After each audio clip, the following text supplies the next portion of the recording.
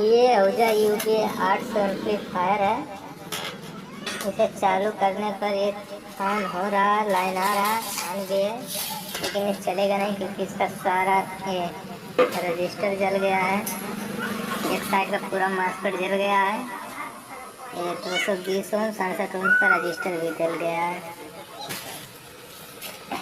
Amplifier on है लेकिन आवाज़ और सब नहीं आएगा। फुल वीडियो देखने के लिए चैनल को सब्सक्राइब कर लें।